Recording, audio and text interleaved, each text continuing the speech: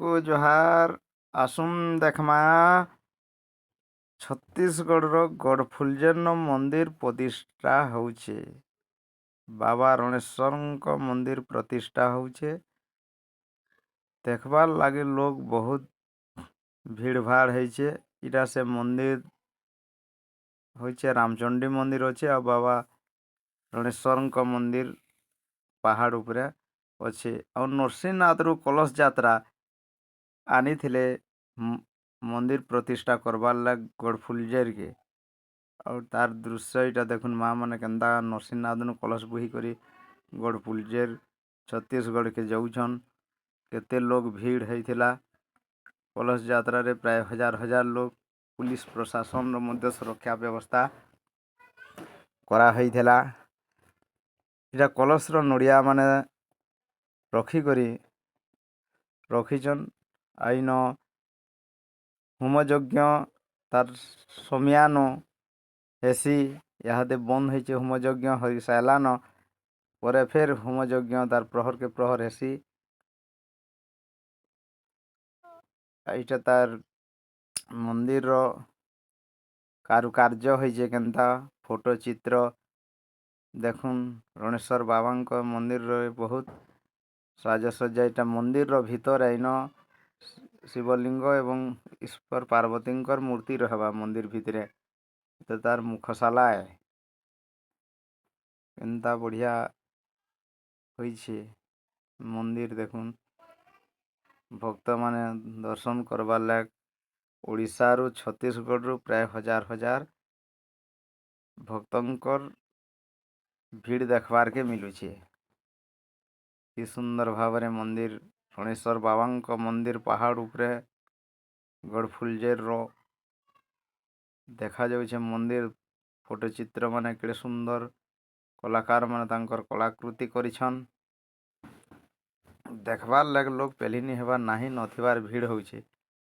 जेन प्रकार लोग माँ बहनी माने छुआ पिला के धरी कर आइछन केन प्रकार भीड़ होइछे देखुन मंदिर प्रतिष्ठा। इटा जुगार साइड रे देखुछन ई महादेव बाबा के सामने रखबे।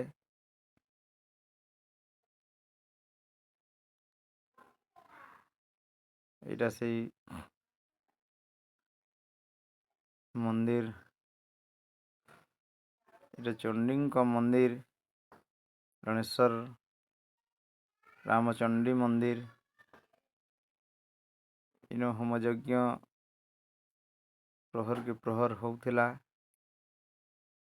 किन प्रकार यज्ञ चाली छे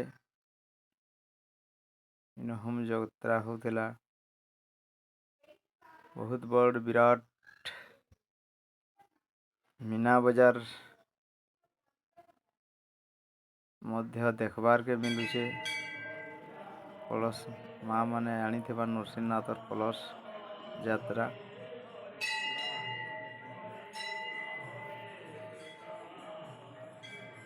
इटा होमयज्ञ होउथिला। इन प्रहर के प्रहर होमयज्ञ हेसी।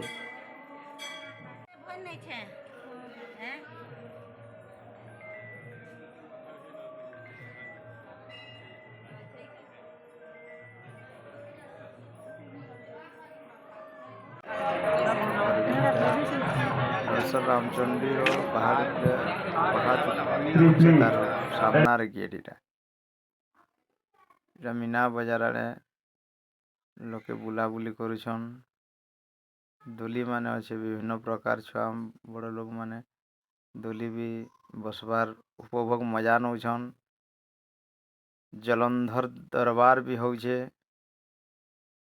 जलंधर दरबार ओडिशा नु ओपेरा आसीचे।